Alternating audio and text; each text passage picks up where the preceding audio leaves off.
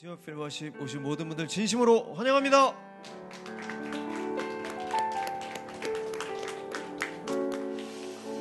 네, 여러분 너무너무 잘 오셨습니다. 오늘 이 시간 하나님을 깊이 만나는 시간이 되었으면 좋겠습니다. 이 시간 우리 다 같이 예배를 준비하는 마음으로 우리 잠잠히 묵상함으로 나아가도록 하겠습니다. 기도하시겠습니다.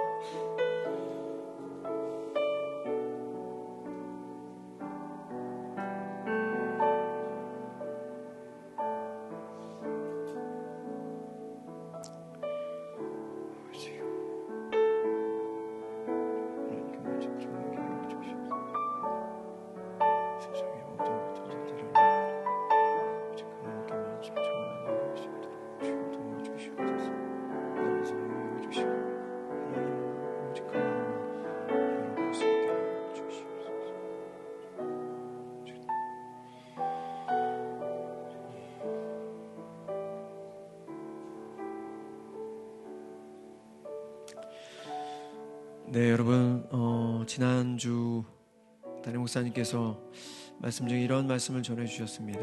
죽음은 삶의 결과물이다.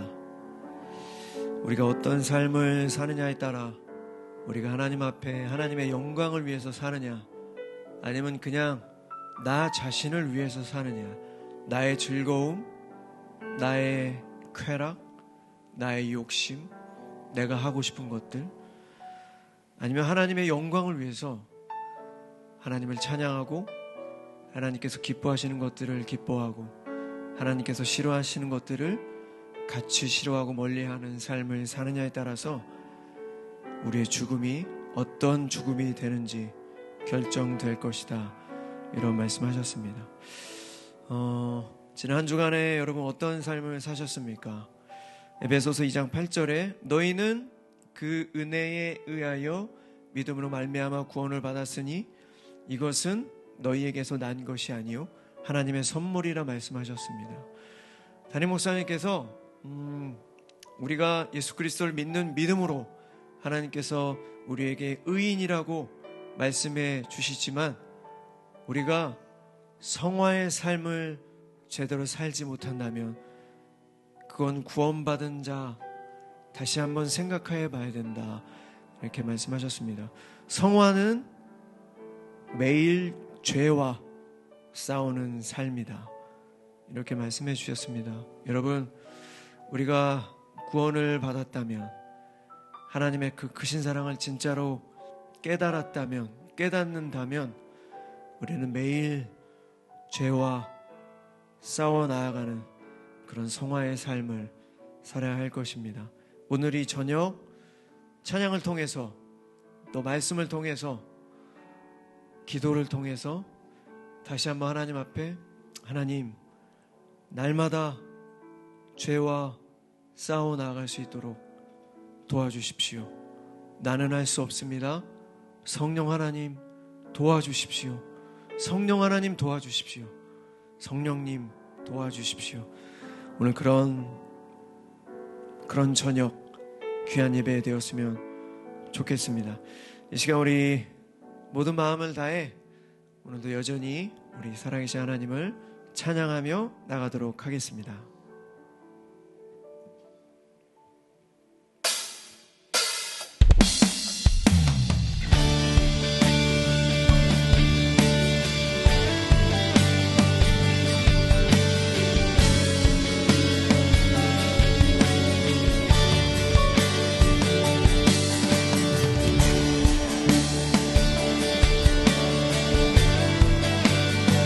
하나님을 경외하는 마음으로 우리 모두 자리에 일어나서 우리 하나님을 찬양합시다. 감사해요, 감사해요, 깨닫지 못했었는데 내가 얼마나 소중한 존재라는 걸 태초부터 지금까지 하나님의 사랑은 항상 날 향하고 있었다는 것 고마워요.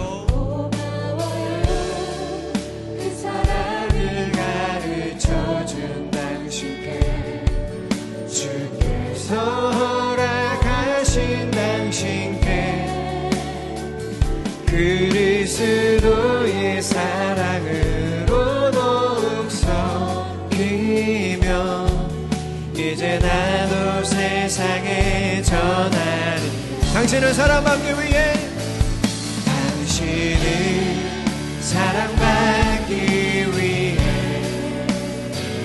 그리고 그 사랑 전하기 위해 주께서 택하시고 이 땅에 심으셨네.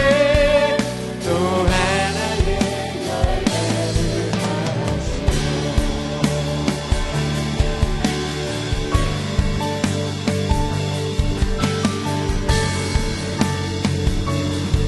다시 한번 감사해요. 깨닫지 못했었는데, 감사해요. 깨닫지 못했었는데, 내가 얼마나 소중한 존재라는 걸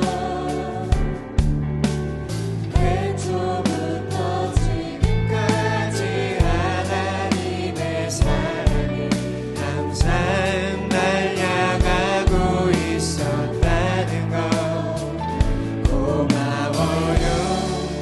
그 사랑을 가르쳐준 당신께, 주께서 허락하신 당신께 그리스도의 사랑으로 더욱 섞이며 이제 나도 세상에 전하리라. 당신을 사랑받기 위해, 당신을 사랑받기 위해,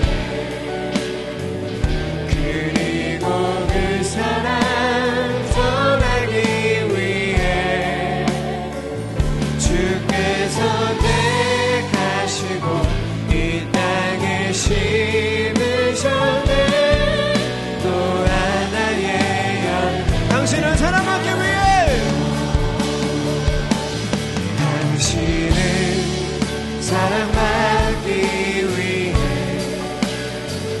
그리고 그 사랑 전하기 위해 주께서 택하시고 이 땅에 심으셨네. 또 하나의, 오늘 다시 한번 당신은 사랑받기 위해, 당신을 사랑받기 위해, 그리고 그 사랑 전하기 위해 주께서 택하시고 이 땅에 심으셨네.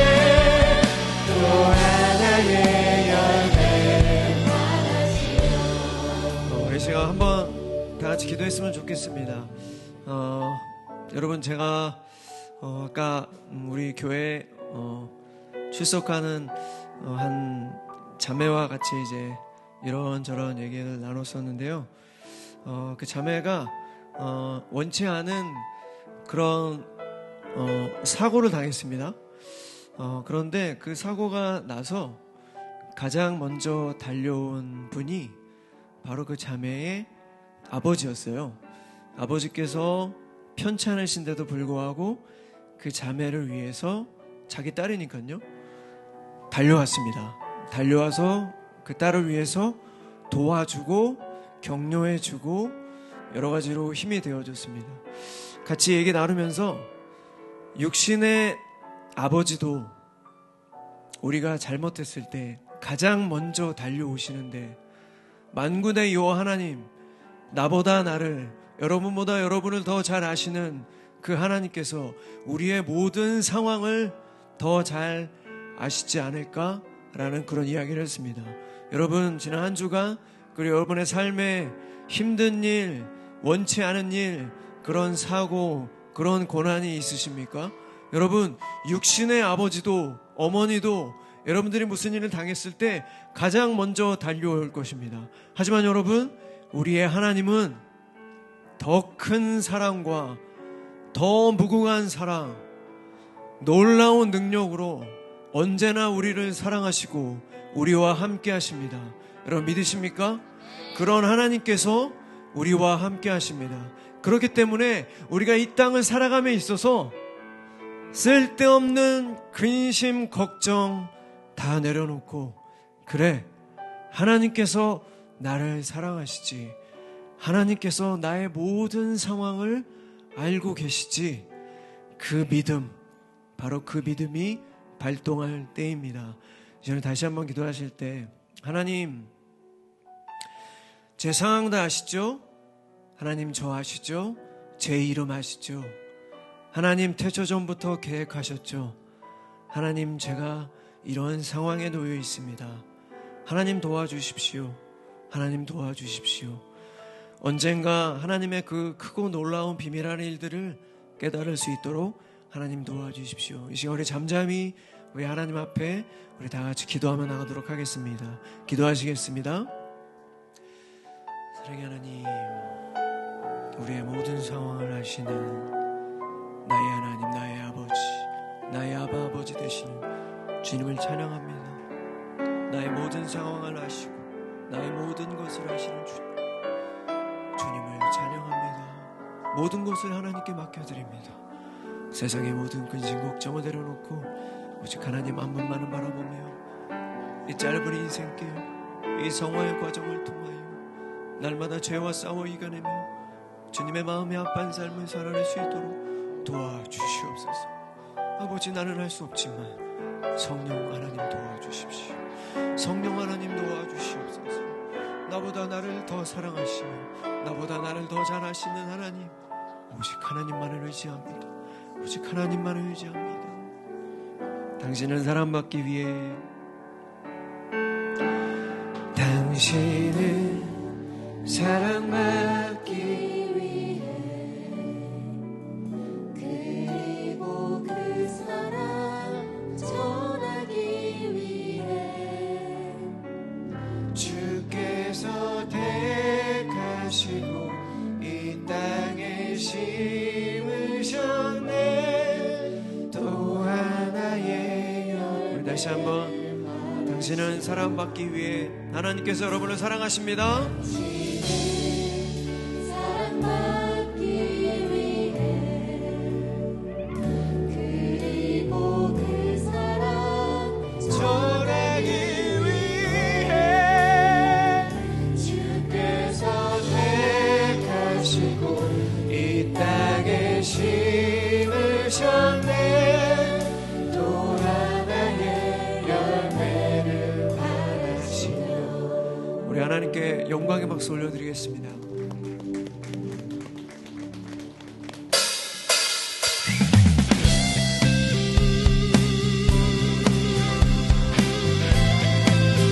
우리를 구원하여 주신 우리 살아계신 하나님께 감사하며 찬양하겠습니다. 하나님의 그 크신 사랑과, 하나님의 그 크신 사랑과 값없는 은혜로 우린 구원받았고,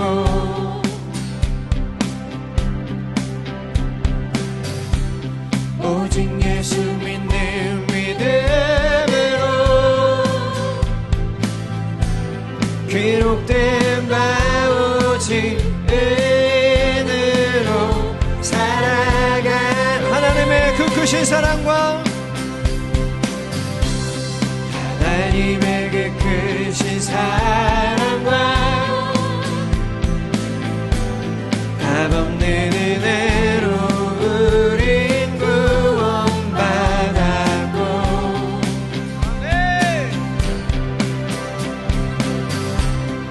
오직 예수 믿는 믿음으로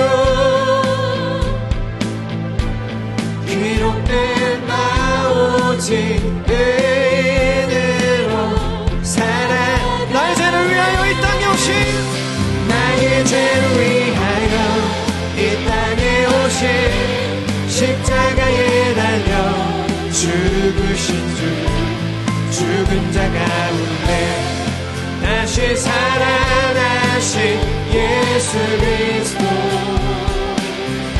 이름 있는 자마다 영원한 생명, 하나님의 나라 허락해 주신 하나님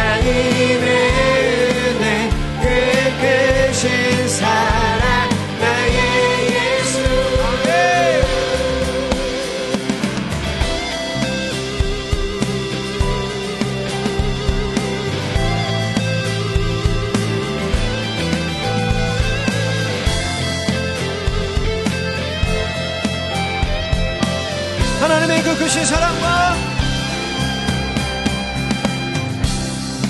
하나님의 그 크신 사랑과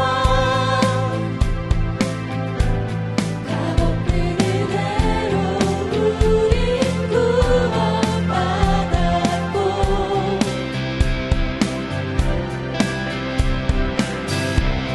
오직 예수 믿는 믿음으로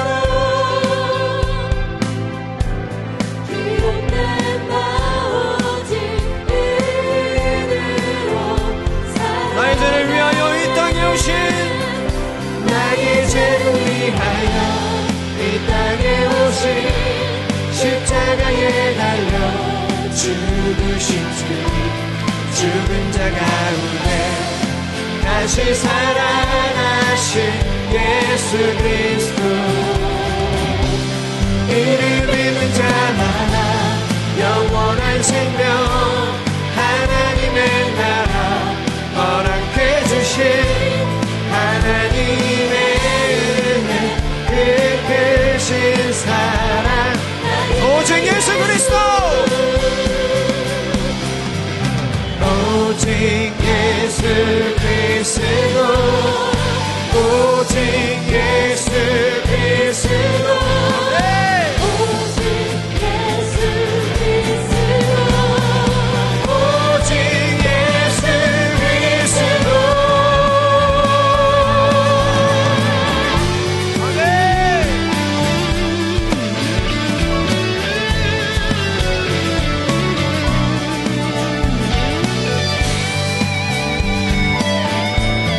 나의 죄를 위하여 이 땅에 오신 주님을 찬양합시다. 나의 죄를 위하여 이 땅에 오신 십자가에 달려 죽으신 주 죽은 자 가운데 다시 살아나신 예수 그리스도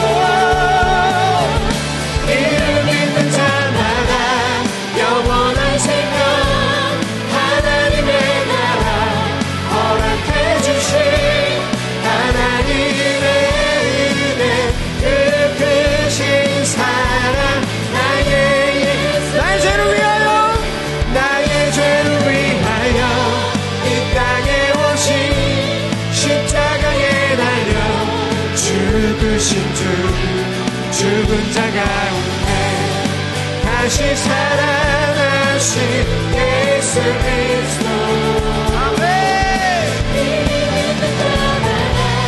영원한 생명 하나님의 나라 허락해 주신 하나님의 은혜 그 크신 사랑 우리 목소리로만 나의 죄를 위하여 나의 죄를 위하여 이 땅에 오신 십자가에 달려 죽으신 주 죽은 자 가운데 다시 살아나신 예수 그리스도 이를 믿는 자마다 영원한 생명 하나님의 나라 허락해 주신 하나님의 은혜 그 크신 사랑 나의 하나님의 은혜 하나님의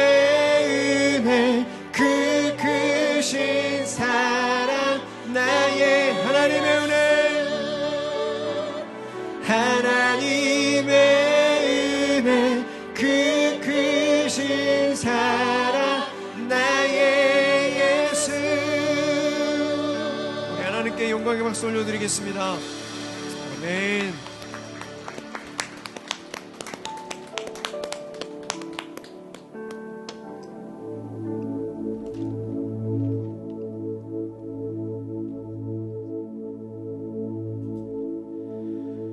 나의 영혼이 잠잠히 하나님만 바라며 나의 구원이 그에게서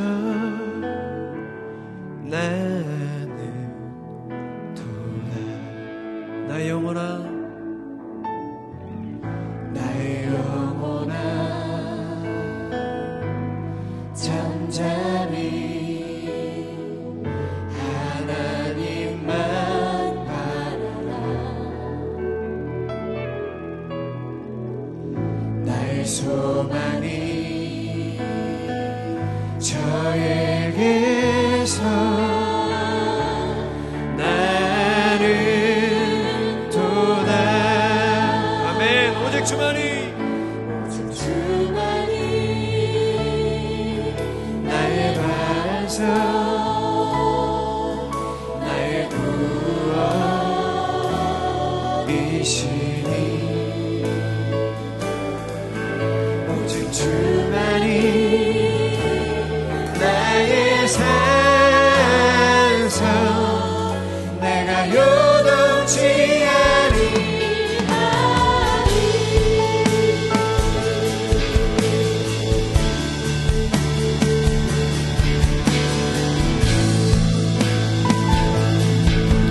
나의 영혼이 간절히 나의 영혼이 간절히 여호와를 닮아가며 나의 입술이 여호와를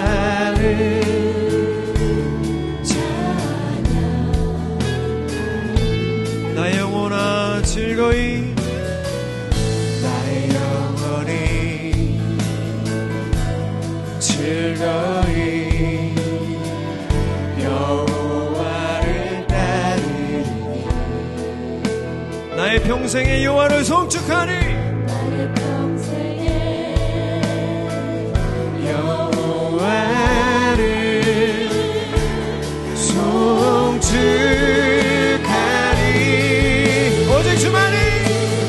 오직 주만이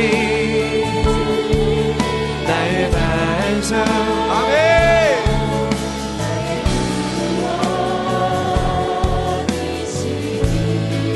오직 주만이 나의 산소 나의 산소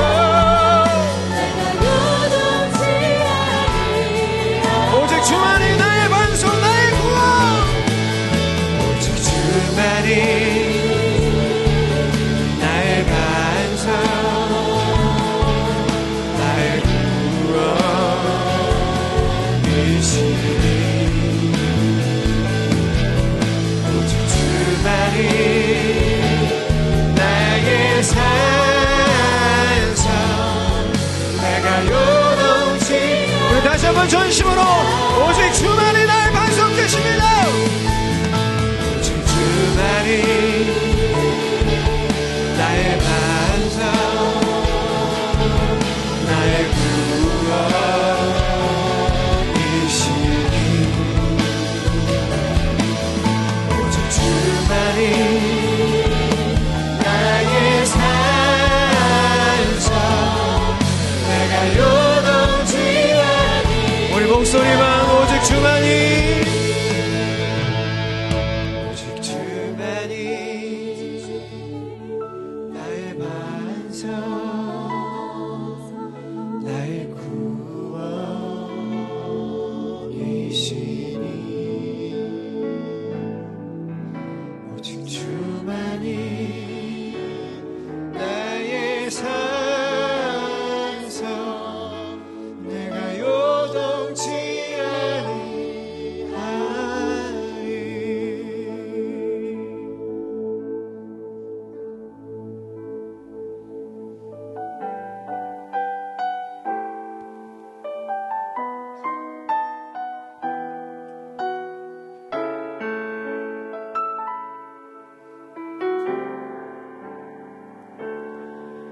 나는 내 마음의 복음이 흥했던 곳에서 다시 아버지를 만나고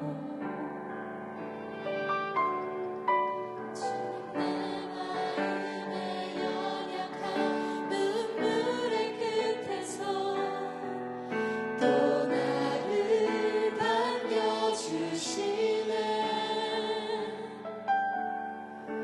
작다 생각했던 그의 부르심 다시 나를 회복해 하시네 다시 일어나 다시 일어나 주를 예배함이 내 모든 기쁨이 되리 그의 기쁨 되어 삶의 모든 순간을 주께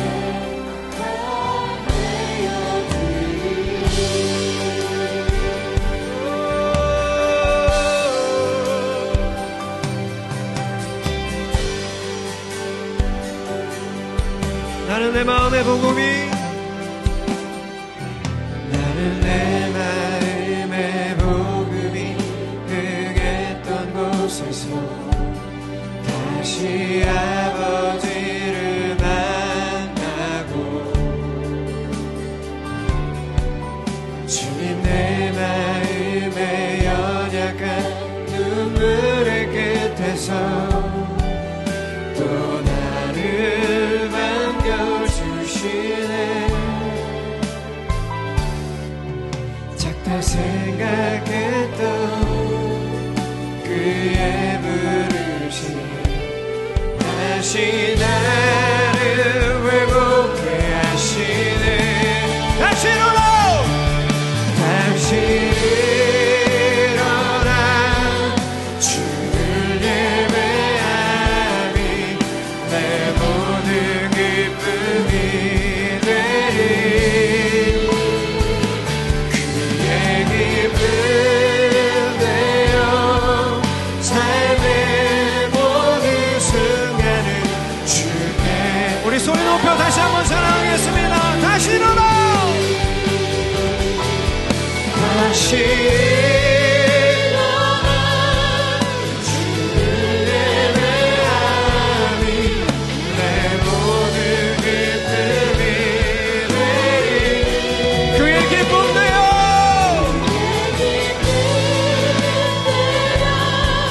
삶의 모든 순간 다시 일어나 주를 예배함이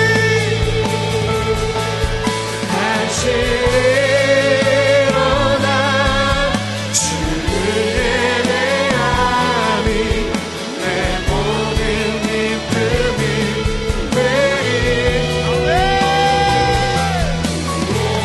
기쁨 되어 삶의 모든 순간을 주께 우리 두 손을 높이 들고 다시 한번 찬양하겠습니다 다시 일어나 다시 일어나 주를 예배함이 내 모든 기쁨이 되리 그의 기쁨 되어 삶의 모든 순간을 주께 다시 일어나 다시 일어나 주를 예배함이 내 모든 기쁨이 되리 그의 기쁨 되어 삶의 모든 순간을 주께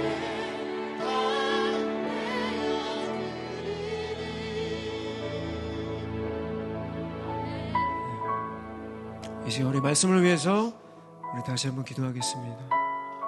하나님, 오직 하나님만이 정답입니다.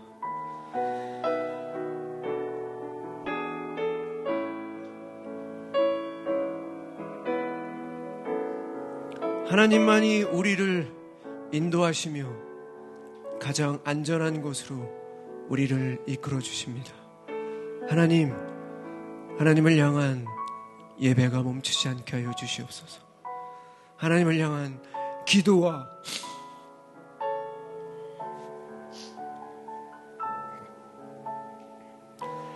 찬양이 멈추지 않게 해주십시오.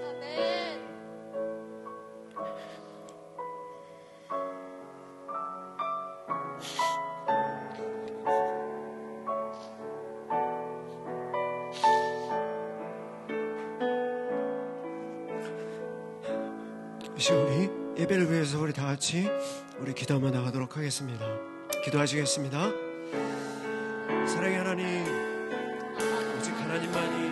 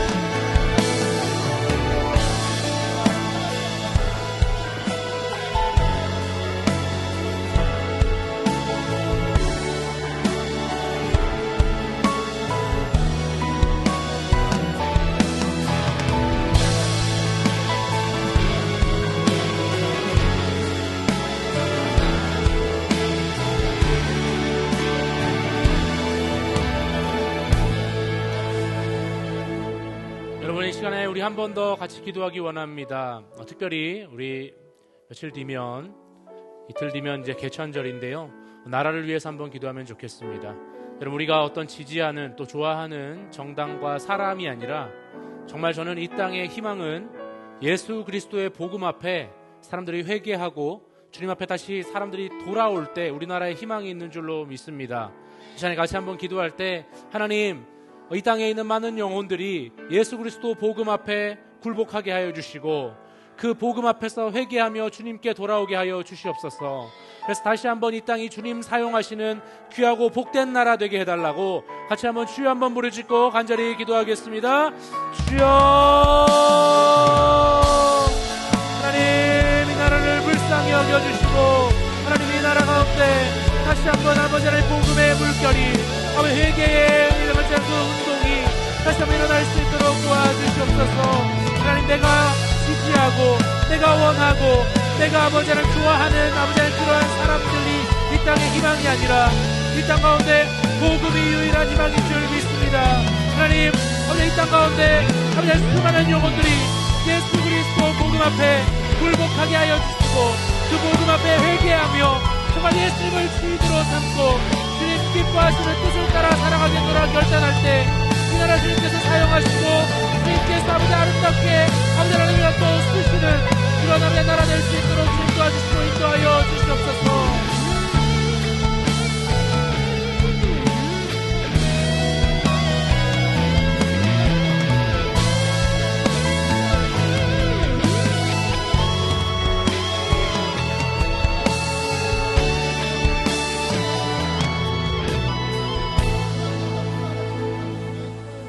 사랑하는 하나님, 감사합니다. 오늘 우리가 예배할 때에 우리의 마음이 주님을 향하게 하여 주시고 또 주님께서 기뻐 받으시고 또 흡족하게 흠양하시는 아름다운 제사가 되기를 소망합니다. 주님 귀하게 받아주시고 우리가 정말 주님의 뜻 가운데 다시 한번 우리의 삶을 또 주님의 말씀 앞에서 조명하고 또 새롭게 결단하는 귀한 시간 될 수 있도록 인도하여 주시옵소서. 그렇게 역사하실 줄 믿고 감사드리며 살아계신 예수님의 이름으로 기도드립니다. 아멘. 네, 반갑습니다. 오늘도 일주일의 한가운데 스페피러십에 오신 예배자 분들을 환영하고 축복합니다. 오늘이 무슨 날인지 아세요? 10월 1일입니다. 10월의 첫째 날입니다. 여러분 바라기는 우리 이 10월도 우리 주님께서 우리의 삶의 주인 되시고 또 우리 주님께서 우리 삶에 또 형통함을 이끌어 주시는 그런 복된 한 달이 되기를 소망해 봅니다. 그래서 연휴도 있지만 여러분들이 이제 또 10월 달에 더 많은 분들이 함께 이 자리에서 예배하고 또 주님을 찬양할 수 있도록 많이 권면도 해주시고 또 도전도 해주시고 또 신방도 해주시면 좋겠습니다. 제가 QR까지 띄우지 않을게요. 임순규 목사님 종종 띄우시는데 초대장 이런 거 있지만 어쨌든 잘 주변에 권면해 주셔서 함께 예배하자 이렇게 초청해 보면 좋겠습니다. 이렇게 좀 제가 잘 해야 저희 나중에 또 교회 밖에 있는 분들도 곧 저희가 또 초청해서 VIP로 초청해서 또 교회로 인도할 수 있지 않겠습니까? 그래서 우리 교회 이제 안에 있는 분들부터 우리가 좀 마음을 새롭게 또 이렇게 다시 결단할 수 있는 10월이 되면 좋겠습니다. 오늘 말씀은요, 창세기 39장 말씀입니다. 창세기 39장, 그리스도인이 고난에 대처하는 자세, 이런 제목으로 함께 말씀을 좀 나눠보고자 합니다. 본문은 39장 전체인데요. 39장 전체가 너무 길어요. 그래서 23절 한 절만 우리 같이 한번 대표 구절로 합독해 보겠습니다. 같이 한번 읽겠습니다. 시작. 간수장은 그의 손에 맡긴 것을 무엇이든지 살펴보지 아니하였으니 이는 여호와께서 요셉과 함께 하심이라. 여호와께서 그를 범사에 형통하게 하셨더라. 아멘. 여러분 질문을 하나 드리겠습니다. 여기 계신 여러분들은 악인과 의인 중에 누구를 더 좋아하십니까? 네, 그런 뻔한 질문을 다들 저게 질문이라고 하는가라는 눈빛으로 저를 바라보셨는데, 네, 모두 고민할 여지 없이 의인이라고 대답하시겠죠. 다시 한번 질문 드릴게요. 그렇다면 악인이 되기를 원하십니까? 의인이 되기를 원하십니까? 네, 이것도 당연히 의인일 겁니다. 그런데 성경에서 말하는 의인은요, 세상에서 흔히 말하는 착하고 선량한 사람을 의미하지 않습니다. 제가 수요필러십 예배 때도 여러 번 말씀드렸던 것처럼 성경에서 의인이란 것은 조금 다릅니다. 성경에서 의인이란 것은 하나님과 올바른 관계에 서 있는 사람, 그러니까 하나님 앞에서 바른 위치를 가진 사람을 의인이라고 말합니다. 왜 그럴까요? 왜 세상에서 말하는 것과 조금 다를까요? 이 개념을 팀 켈러 목사님이 말씀하셨던 도덕성에 대한 설명으로 한번 예를 들어 보겠습니다. 여러분, 만약에 하나님이 계시지 않아요. 그러면 무엇이 옳고 그른지 누가 말할 수 있겠습니까? 아주 객관적으로 이것은 옳은 것이고 이것은 틀린 것이다, 이렇게 객관적인 기준을 말할 수 있는 자가 누가 있겠습니까? 도덕성의 절대성을 어디에서 찾을 수 있겠냐는 말입니다. 대부분 사람들은요, 다수의 선택에 의해서 도덕적 기준을 세울 수 있다, 도덕적 절대성을 찾을 수 있을 거라고 이렇게 착각합니다. 그래서 생각해 보세요. 어떤 한 사람이 야, 내가 그거 틀렸다면 틀린 거야, 이렇게 말하면 오만한 녀석, 이렇게 생각하면서 어떻게 저렇게 말할 수 있는가 말하지만, 야, 그거 우리 사회가 틀렸다고 말하니까 그건 틀린 거야, 이렇게 말하면 사람들이 상대적으로 쉽게 수긍합니다. 그렇지, 많은 사람들이 그렇게 말하니까. 하지만 여러분, 역사를 돌아보면 그렇지 않습니다. 불과 300년 전쯤만 해도 대부분의 미국과 유럽 사회에서는요, 노예 제도를 당연하게 여겼습니다. 당시 다수의 의견에 따라서 노예 제도가 잘못된 게 아니라고 여겼던 겁니다. 그러나 오늘날에 노예 제도가 도덕적으로 아무 문제가 없다, 괜찮은 것이다, 이렇게 주장하는 사람은 거의 없습니다. 이 사실은 하나님이 없다면 도덕적 절대성, 그러니까 객관적 그런 기준, 이걸 주장할 수 없다는 걸 분명히 보여줍니다. 그렇기 때문에 마찬가지로 의인의 기준은 누가 정할 수 있겠습니까? 누가 자신 있게 난 의인이야 라고 말할 수 있겠습니까? 객관적으로 죄를 전혀 짓지 않는 사람 아무도 없겠죠. 그리고 혹은 뭐 어느 정도까지 그러면 죄 지은 사람이 의인이다 라고 기준을 세울 수 있는 사람은 누가 있겠습니까? 결국 의인이라는 것은 우리의 행위나 우리가 세우는 기준으로 결정되는 것이 아닙니다. 오직 하나님의 의롭다 여김을 받아서 하나님과의 관계가 바르게 세워진 사람, 그 하나님과의 위치가 바로 된 사람만이 의인이라고 말할 수 있는 것입니다. 우리가 잘 아는 것처럼 이렇게 성경에서 말하는 의인이 되는 방법은요, 오직 예수 그리스도를 믿음으로만 가능합니다. 우리 오늘 방금 전에 찬양도 부르셨죠? 오직 예수 그리스도를 믿음으로만 의롭게 됩니다. 사랑하는 피로십 예배자 여러분, 여기 계신 모든 분들은요, 우리 예수님을 믿음으로 의인 되신 줄로 믿습니다. 아멘이시죠? 네, 혹시 난 아직 예수님 안 믿는데 하시면 꼭 믿으시기 바랍니다. 예수님을 믿으심으로 의인 되시기를 소망합니다. 네, 그리고 모두 의인이신 줄로 믿습니다. 자, 바라기는 제가 모든 분들이 그러기를 소망하는데요. 자, 그렇다면 이제 다 모두 의인이라고 제가 가정하고 말씀드립니다. 예수님을 믿어서 의인된 자들, 의인으로 여김받은 자들이라고 가정하고 제가 말씀드리겠습니다. 의인에게도 반갑지 않은 소식이 하나 있습니다. 그것이 무엇일까요? 힌트를 한번 드려볼게요. 모세, 다윗, 욥, 엘리야, 예레미야, 이 사람뿐만 아니라 등등등등 성경 속에 모든 의인들의 공통점을 한번 떠올려 보시면 됩니다. 어떤 것일까요? 의인에게 반갑지 않는 소식이다. 성경에 나왔던 모든 의인들의 공통점이다. 고난입니다. 네, 여러분, 의인에게는 반드시 고난이 따릅니다. 이렇게 슬픈 소식이 있나? 어떻게 우리 모두 의인이라고 다 아멘 하셨는데 지금 고난을 지금 거의 이제 예비하신 거다. 지금 이런 말인 것 같아서 표정이 좀 어두워지시는 것 같기도 합니다. 왜냐하면 하나님 뜻에 따라서 세상과 다른 방식으로 살아가기 때문에 그렇습니다. 무엇보다 의인이 고난을 받았다. 여기에 대표 주자가 한 분 계십니다. 욥보다 더 하신 분이 한 분 계세요. 예수 그리스도십니다.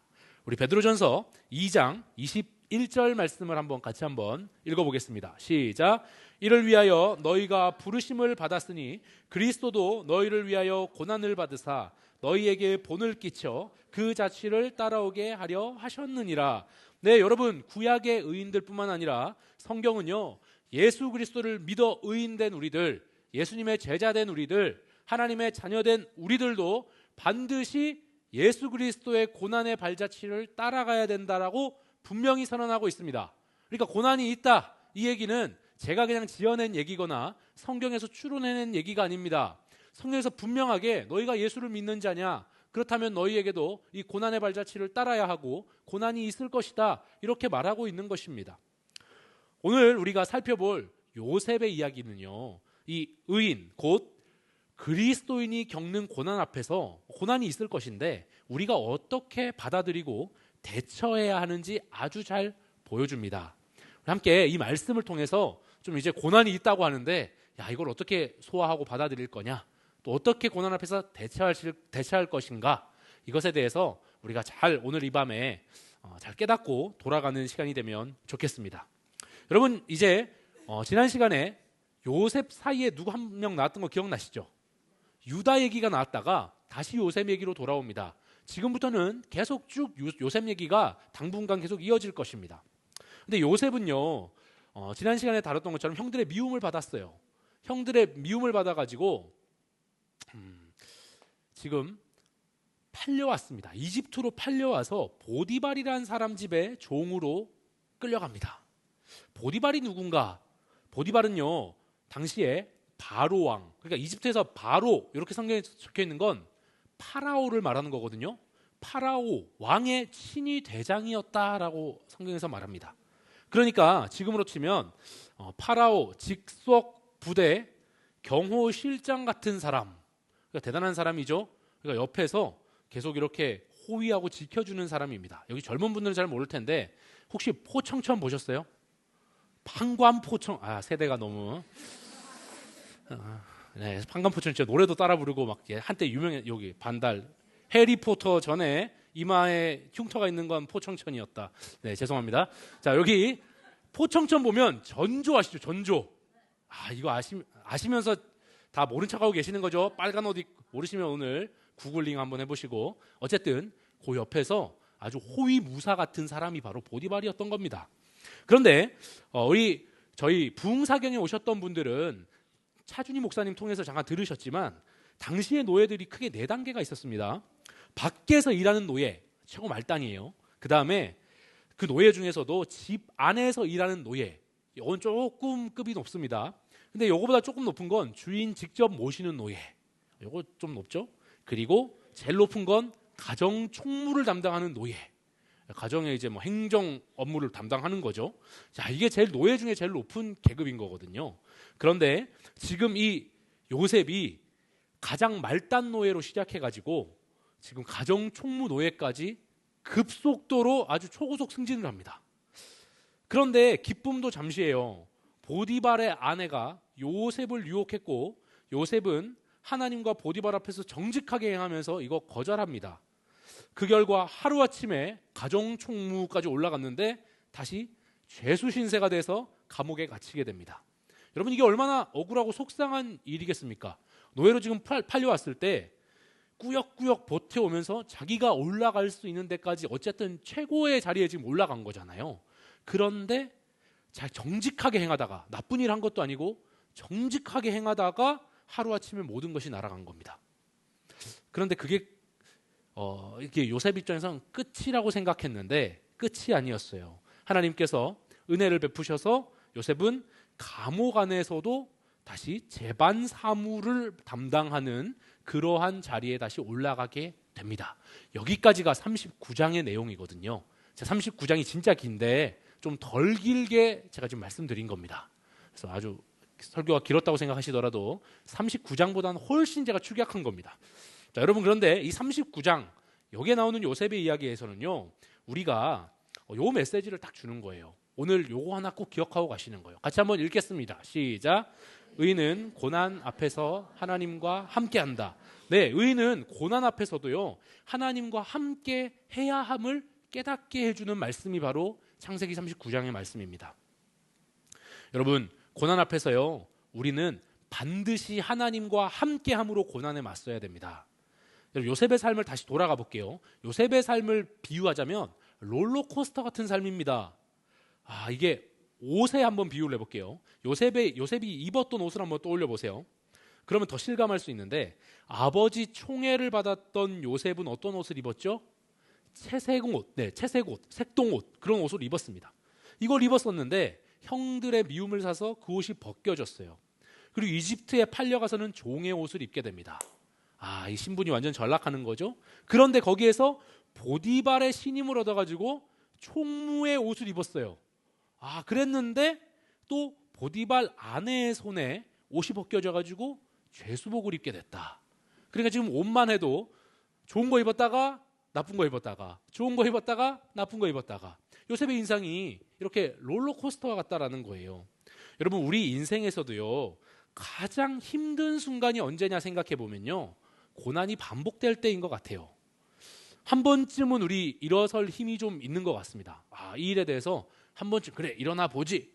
그런데 고난이 거듭되면요, 사람이 보통 주저앉게 됩니다. 심리학에서는 이것을 학습된 무력감이라고 부르더라고요.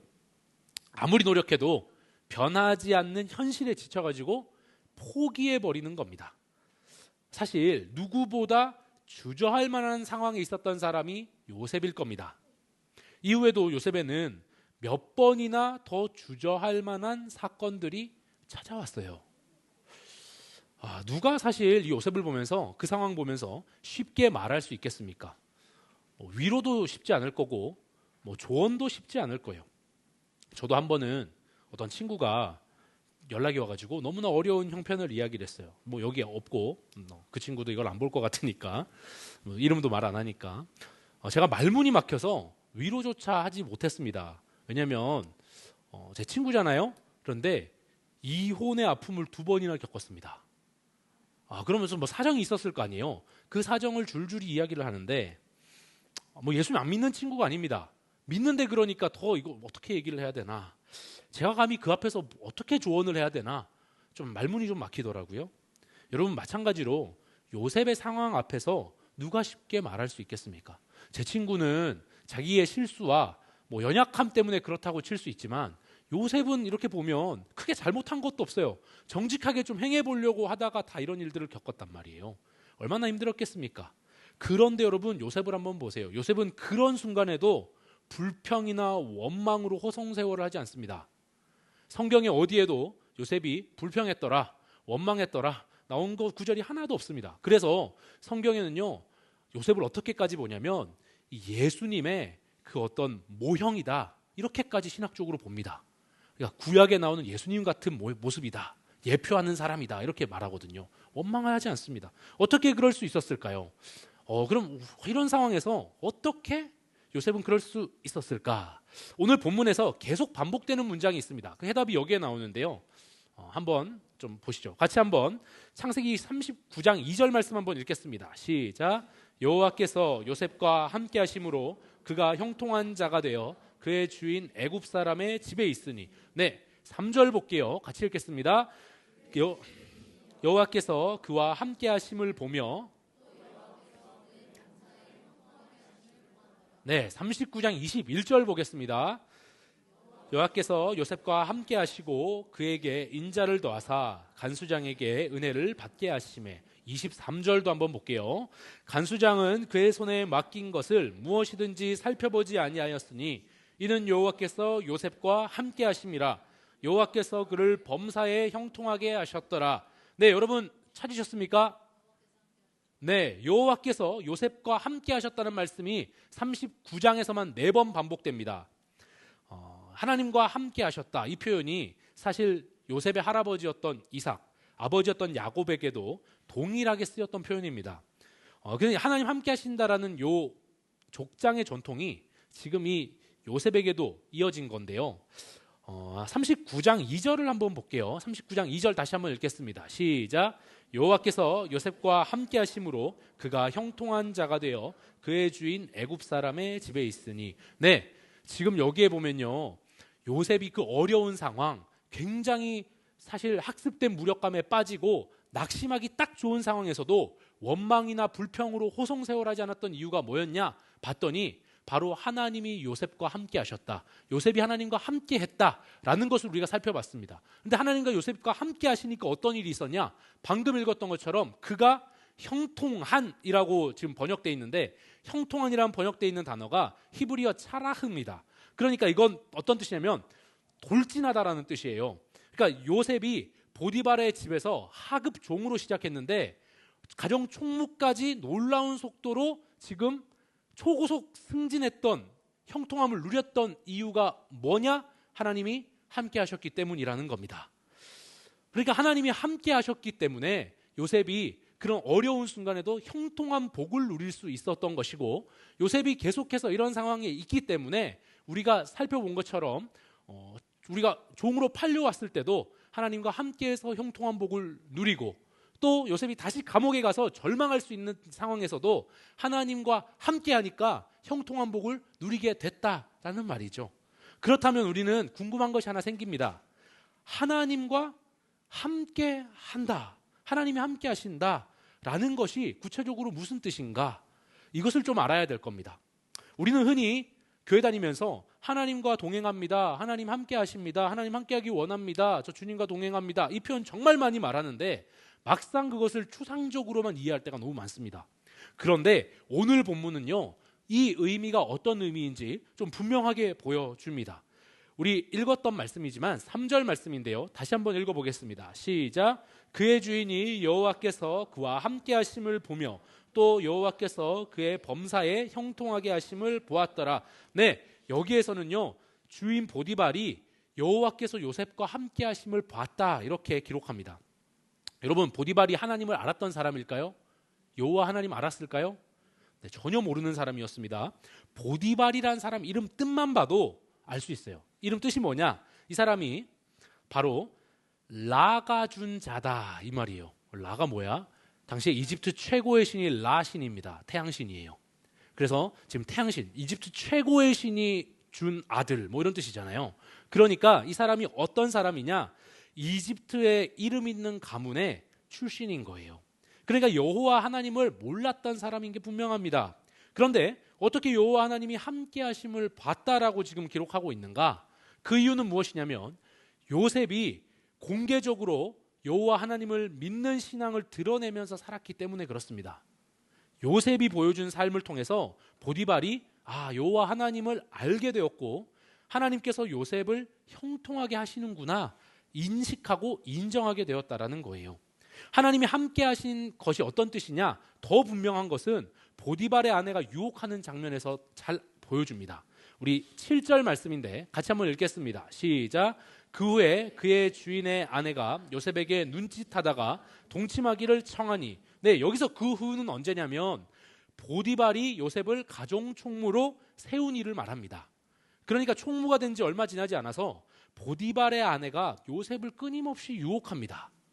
처음에는 여기 말씀에 나온 것처럼 눈짓을 이렇게 보내요. 네, 아주 좀 이상하죠? 네, 눈짓 시선 주면서 시그널을 이렇게 준 겁니다. 다음 단계는 동침하기를 청합니다. 동침하다, 이게 사카브라는 단어인데 함께 눕다 이런 단어예요. 같이 자자 이런 뜻이지 않나요?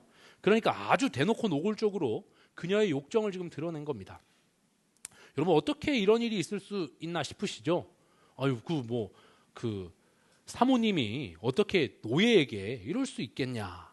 근데 당시 사회적 배경을 고려하면 노예와 여주인 사이에 이런 일이 종종 벌어졌던 것으로 역사의 기록이 많이 남아 있습니다.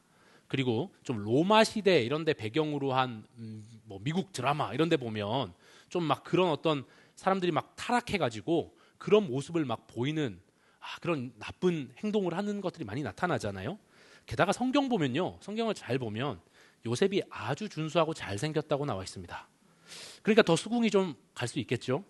어쨌든 요셉이 만약에 그 유혹에 넘어가서 수락했다면 특별한 대우와 혜택을 받았을 가능성이 굉장히 높습니다. 그렇죠? 아내가 그거를 자기 남편한테 얘기하겠습니까? 오히려 이렇게 옆에 두고 굉장히 그 요셉을 더 이렇게 예뻐하면서 챙겨주지 않았겠어요? 근데 반대로 거절하면 불이익 당할 건 불보듯 뻔한 일이었어요. 그러나 요셉은 잘 아시는 것처럼 분명하고 단호하게 거절합니다. 3가지 이유를 대면서 거절하거든요. 첫 번째, 자신을 신뢰한 주인 배반할 수가 없습니다. 아주 충성되죠. 두 번째, 이거 주인에게 죄를 짓는 일이 됩니다. 저 이거 못합니다. 그리고 세 번째, 무엇보다 이거 하나님께 죄 짓는 겁니다. 여러분 이 3가지 중에서도요, 요셉의 가장 큰 두려움은요, 몇 번째였을까요? 3번째였습니다. 하나님 앞에서 죄 짓는 것이었어요. 우리 9절 말씀 한번 보겠습니다. 같이 한번 읽겠습니다. 시작. 그런즉 내가 어찌 이 큰 악을 행하여 하나님께 죄를 지으리이까. 네, 요셉은요 항상 하나님이 함께 하심을 인식했습니다. 그리고 사람의 눈보다 하나님의 눈을 더 의식하면서 살았습니다. 비록 지금 몸은 사람의 종인데 실제로 그의 마음과 신앙의 우선순위는 언제나 자신이 하나님의 종이다라는 사실을 잊지 않았던 겁니다. 여러분 지금 내 신분은 사람의 종이에요. 하지만 진짜 나는 어떤 사람입니까? 하나님의 종이다. 이 사실을 요셉이 기억했던 것입니다. 그래서 요셉은요 모든 일에 있어서 설령 불이익과 고난이 따르더라도 하나님 앞에서 정직하게 행하고 하나님의 말씀을 따라 행하려는 그런 신앙의 자세로 임했던 겁니다. 여러분 이게 바로 요셉의 신앙이었고 사람들 보디발 물론이고요 주변에 있었던 모든 사람들이 그 삶을 통해서 요셉은 하나님이 함께 하시는 사람이구나 볼 수 있었던 것입니다. 여러분 우리는 종종 어떻게 생각하냐면 하나님이 함께 하신다 그러면 요셉이 모든 일이 잘 풀렸구나, 모든 일 잘 풀리는 거 보면서 하나님 함께 하시는 걸 느꼈구나 이렇게 생각하지만 여기에 말씀을 보면요 하나님이 함께 하셨다는 건요 요셉이 하나님과 함께하는 그 삶을 살아냈다라는 걸 얘기하는 거예요. 이 지점이 굉장히 중요합니다. 우리는 하나님이 내 주변에 기적을 일으켜 주셨어, 어떤 일을 해주셨어, 이걸 함께하는 것이라고 요것만 함께 하시는 거라고 생각하는데요 실제로는 그게 아니라 내가 정말 하나님이 함께 하시는 사람으로서 세상 가운데 그 신앙을 드러내며 사는 것입니다. 그걸 보고 사람들이 본 것이죠. 그런데 여러분 그 결과는 어땠습니까? 하나님과 함께하는 사람 요셉의 삶은요 점점 나아졌을까요?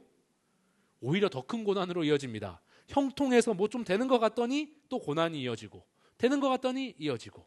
이런 보디발의 아내가 날마다 요셉 유혹했지만 뜻대로 되지 않으니까 오히려 요셉이 자신을 강제로 범하려 했다고 모함하고 거짓 증언을 합니다. 누명 씌우는 거예요. 그래서 누명 써서 왕의 죄수들이 갇히는 감옥에 던져집니다. 인생 밑바닥에 간 거예요. 더 이상 내려갈 수 없는 자리까지 떨어진 겁니다. 여러분, 대부분 아까 전에 말씀드렸던 것처럼 이 지점에서 사람들은 절망하고 주저앉아 버립니다. 하나님, 내가 열심히 살았는데, 내가 정직하게 살았는데, 주님 뜻대로 행하려고 했는데 어떻게 의인인 나에게 이런 일이 있을 수 있습니까? 악인은 어떻게 득세합니까? 이거 성경에 있었던 많은 인물들이 여기에서 굉장히 괴로워하고 주님께 탄원하지 않았습니까? 그런데요, 요셉은요 여기서 주저앉지 않아요. 이전과 마찬가지로 그곳에서도 다시 새로운 삶을 시작합니다. 그 시작 역시 뭐였습니까? 여호와 하나님과 함께한 겁니다. 창세기 39장 21절 말씀입니다. 이 말씀 오늘 자주 읽는데요, 한 번 더 읽겠습니다. 시작. 여호와께서 요셉과 함께 하시고 그에게 인자를 더하사 간수장에게 은혜를 받게 하시매. 네, 감옥에서도요 하나님은 요셉과 함께 하셨습니다. 상황상 낙심하고 의인의 길로 걷기를 포기할 수도 있었을 거예요. 요셉이 이쯤에서 그냥 그만하자. 그런데 요셉이 붙들고 있었던 신앙의 원칙의 변함이 없었습니다. 그 신앙의 원칙이 무엇입니까? 하나님이 나와 함께 하신다라는 인식을 가지고 자신에게 불이익과 고난이 있더라도 사람 앞에서가 아니라 하나님 앞에서, 그리고 하나님의 말씀을 따라 행하는 신앙의 자세로 살아간 겁니다. 바로 하나님과 함께하는 태도가 요셉을 감옥에서도 형통한 자로 세웠던 것입니다. 여러분, 우리 23절 말씀 한번 보겠습니다.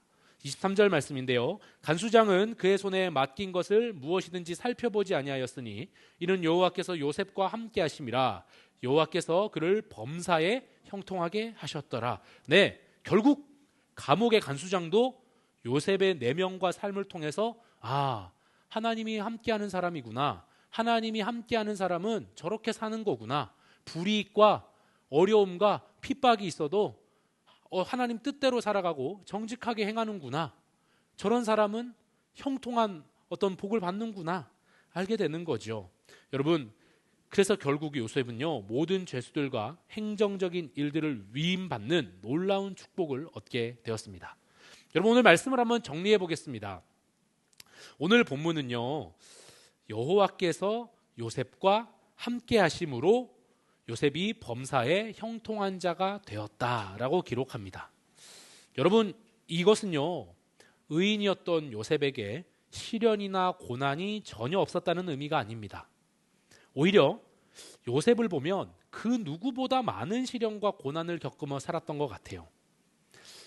노예로 팔려 애굽에 끌려온 것 자체가 큰 고난이었죠.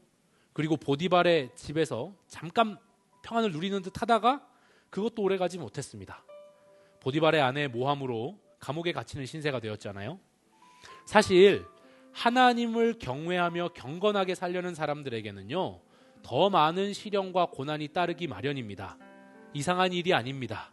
왜냐하면 의인된 우리는 세상의 방식이나 가치관이 아니라 하나님 말씀대로 살아가려고 하기 때문에 그렇습니다. 이런 측면에서 의인에게는 반드시 고난이 따른다라고 말씀하는 겁니다. 하지만 여러분, 너무 두려워하지 마십시오. 아까 전에 처음에 예수님 믿는 의인이십니까? 의인 된 줄로 믿으십니까? 아멘 하셨는데, 그러면 고난도 따르는 걸로 믿으시죠? 네, 고난도 따릅니다 했을 때 표정이 좀 어두우셨는데 너무 두려워하지 않으셔도 됩니다.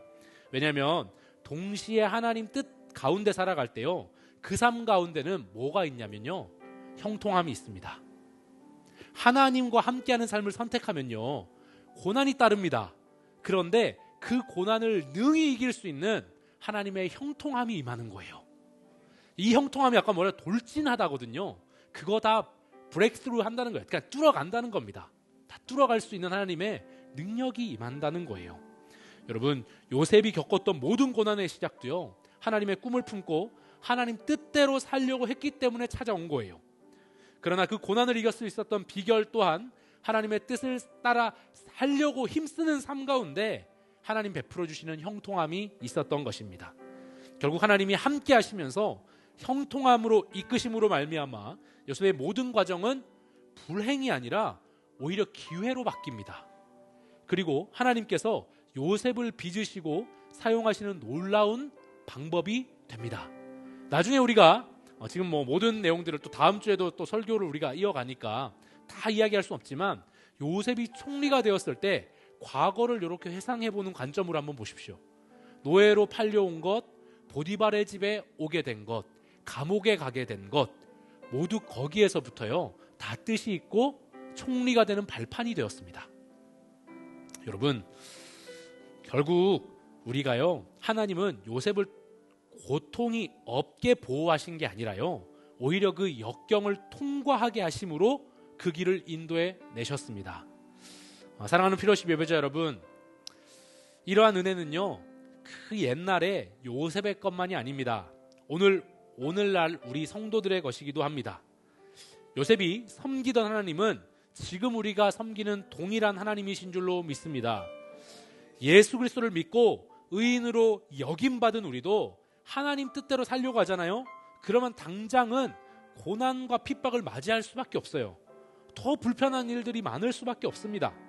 그러나 항상 하나님이 나와 함께하고 계신다라는 인식을 가지고 꿋꿋하게 말씀을 붙들고 그리스도의 제자로서 경건하고 거룩한 삶을 살아간다면 우리 하나님께서 그냥 관망하고 계시는 분이 아니에요.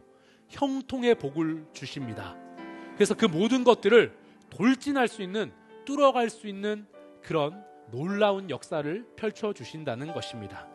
그래서 우리 삶이 오히려 그 고난이 우리 삶을 역전시켜서 승리의 삶으로 바꿔주시는 간증이 되게 하실 것입니다. 그리고 궁극적으로는 영원한 생명 또한 얻게 하시겠죠. 에베소서 6장에는 이렇게 권면합니다. 우리 에베소서 6장 우리 같이 한번 읽어보겠습니다. 6장 5절에서 8절 말씀인데요, 같이 한번 읽겠습니다. 시작. 종으로 있는 이 여러분, 두려움과 떨림과 성실한 마음으로 육신의 주인에게 순종하십시오. 그리스도께 하듯 해야 합니다. 사람을 기쁘게 하는 자들처럼 눈가림으로 하지 말고 그리스도의 종답게 진심으로 하나님의 뜻을 실천하십시오. 사람에게가 아니라 주님께 하듯이 기쁜 마음으로 섬기십시오. 선한 일을 하는 사람은 종이든지 자유인이든지 각각 그 갚음을 주님께로부터 받게 됨을 여러분은 아십시오. 여러분, 우리는 우리가 처해 있는 모든 환경 속에서 그리스도께 하듯 함으로 하나님이 지금 나와 함께 하신다는 것을 세상에 보여줘야 됩니다. 가정에서, 직장에서, 친구 관계에서, 지금 여기 성경에 보면 육신의 주인에게 순종해라, 그리스도께 하듯 해라 이렇게 이야기하잖아요. 지금 우리에겐 육신의 주인은 없지만 여러분, 지금 여러분들이 직장 생활하면서 만나는 사람들, 가족들, 친구들, 이런 사람들에게 하나님이 함께 하시고 그리스도께 하듯 우리가 하는 것이 우리가 바로 하나님이 함께 하심을 보여주는 그 삶이라는 것입니다. 요셉이 바로 이러한 삶을 살았죠. 하나님이 나와 함께 하심을 나타내며 동행할 때는 오히려 핍박과 어려움이 다가올지도 모릅니다. 하지만 주님께서 형통하신다는 형통의 복을 줘서 우리를 결국 승리하게 하신다는 사실을 꼭 기억해야 합니다. 그리고 이 사실을 꼭 기억하세요. 8절 말씀 지금 보시면 선한 일을 하는 사람은 종이든 자유인이든지 각각 그 갚음을 누가 해주십니까? 주님이 해주십니다.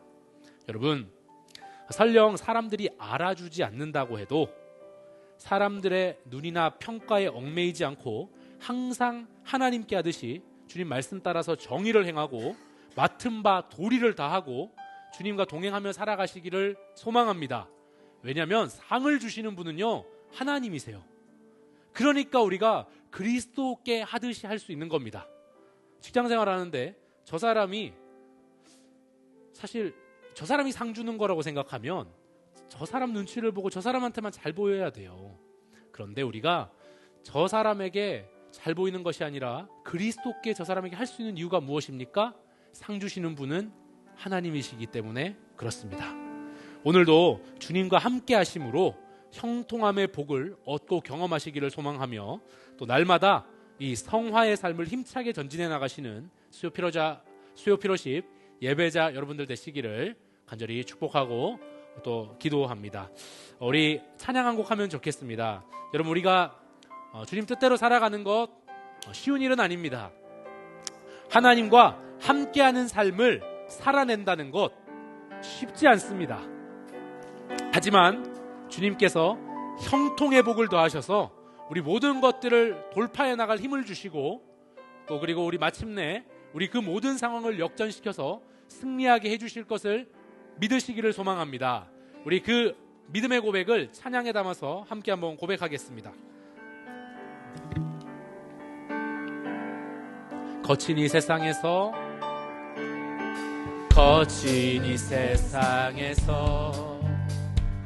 뒤틀린 가치 속에 복음의 의미를 찾아간다. 허망한 세상에서 공허한 가치 속에 십자가의 의미를 따라간다. 나의 유익과 만족을 버리는 주께 생명과 영혼을 드리는 그 길을 한 번 더 선택한다. 내가 버린 십자가 다시 지고 결코 시들지 않는 주의 영광 위해 내가 놓친 진리를 다시 잡고 절대 변하지 않는 주의 약속 믿어 예수 따라가리. 다시 한번 거친 이 세상에서 뒤틀린 가치 속에 복음의 의미를 찾아간다. 허망한 세상에서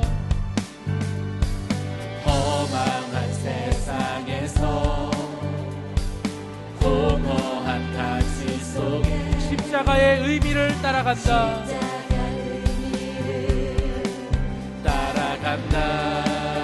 나의 유익과 만족을 버리는 주께 생명과 영혼을 드리는 그 길을 한 번 더 선택한다. 내가 버린 십자가 다시 지고 결코 시들지 않는 주의 영광 위해 내가 놓친 진리를 다시 잡고 절대 변하지 않는 주의 약속. 내가 놓친 십자가 다시 지고 결코 시들지 않는 주의 영광 위해 내가 놓친 진리를 다시 잡고 절대 변하지 않는 주의 약속 믿어 예수 따라가리. 네, 우리 같이 한번 기도하도록 하겠습니다. 여러분, 오늘 이 시간에 우리 주님께서 주신 이 말씀을 붙잡고 한번 기도하면 좋겠습니다. 여러분, 우리가 예수 그리스도를 믿고 의인된 우리들은 반드시 고난이 따릅니다. 왜냐하면 세상의 가치를 따르지 않고 주님의 가치, 성경적 가치를 따라 살기 때문에 그러합니다. 여러분, 이 고난 앞에서, 이 어려움 앞에서 여러분 굴복하지 마십시오. 여러분, 우리가 주님과 함께 하심을 여전히 보이면서 우리가 꿋꿋하게 우리가 그렇게 살아갈 때에 주님께서 형통의 복을 더하여 주실 줄로 믿습니다. 그래서 우리가 이것을 뚫어내고 승리하게 하실 주님을 바라보며 우리가 기도하면 좋겠습니다. 주님, 정말 이 고난과 어려움과 예수 그리스도를 믿는 것 때문에 따라오는 많은 핍박들로부터 주님, 우리가 굴하지 않도록 주님, 우리에게 성령의 충만함을 더하여 주시옵소서. 우리 같이 한번 주여 한번 부르고 간절히 기도하겠습니다. 주여. 하나님, 정말 우리가 예수 그리스도를 믿고 의인된 우리들에게 아버지 하나님, 정말 세상의 핍박과 어려움과 고난과 역경들이 찾아옵니다. 하나님, 하지만 우리가 이것들을 두려워하지 아니하고 더욱더 하나님과 함께하는 그 삶을 선택하며 아버지 그 삶을 우리가 세상에 보이며 아버지 하나님, 우리가 아버지 세상 앞에 하나님과 함께 하심으로 맞서 싸울 수 있도록 주님 인도하여 주시옵소서. 하나님, 그리할 때 하나님께서 주시는 형통함의 복을 보게 하여 주시고 성령의 충만함을 더하여 주셔서 우리가 이 모든 것들을 능히 뚫어내고 승리할 수 있는 아버지 하나님, 우리에게 능력을 더하여 주시옵소서. 주 함께 하시고 주님 역사하여 주시옵소서.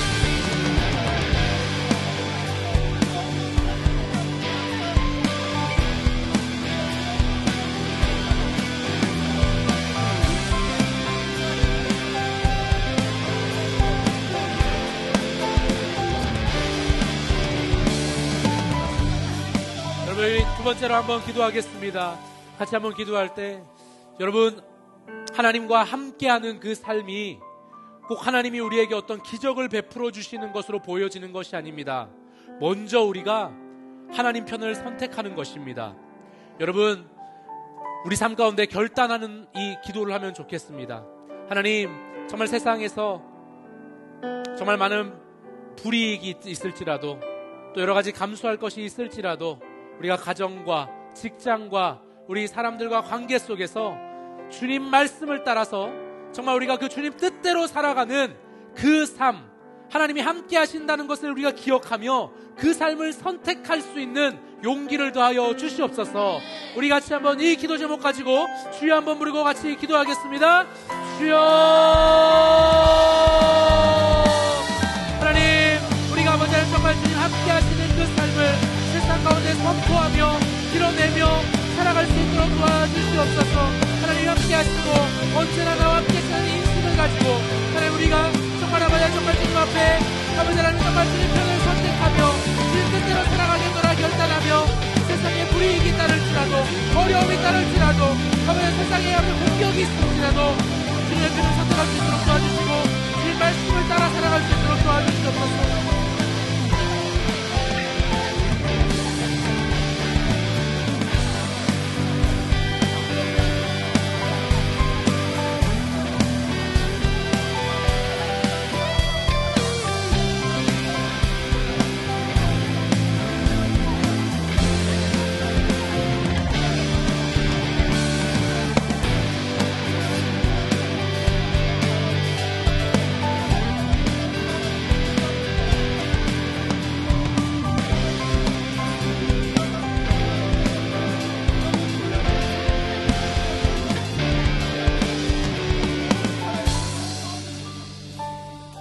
하나님 감사합니다. 주님, 오늘 요셉의 삶을 통하여서 우리가 다시 한번 예수 그리스도를 믿기 때문에 따라오는 고난에 대해 생각해 봅니다.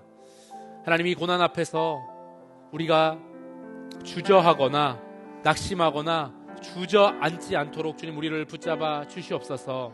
하나님, 어떠한 어려움이 따를지라도 항상 하나님이 우리와 함께 하심을 인식하고 하나님의 말씀을 선택하고 그 말씀을 따라 우리가 살아가는 그 모습을 세상 가운데 우리가 나타내고 보일 수 있는, 그리하여서 하나님 함께 하심을 보여줄 수 있는 그러한 그리스도인 될 수 있도록 주님 인도하여 주시옵소서. 그리할 때에 우리에게 닥쳐오는 모든 고난으로부터 하나님의 형통하심을 보게 하여 주시고 형통한 복으로 말미암아 우리가 그 모든 것들을 능히 뚫어내고 승리로 바꾸시는 주님의 놀라운 역사하심을 보게 하여 주시옵소서. 이제는 우리 주 예수 그리스도의 은혜와 하나님 아버지의 크신 사랑과 성령 하나님의 내주교통 역사 충만하심이 우리가 어디에 있든지 어떤 상황에 있든지 항상 하나님 함께 하심을 인식하며 하나님 편을 선택하고 하나님 믿는 신앙을 우리의 순종으로 드러내고 나타내는 그러한 모든 수요 피로십 예배자 머리머리 위에 영원히 함께 하시기를 간절히 축원하옵나이다. 아멘.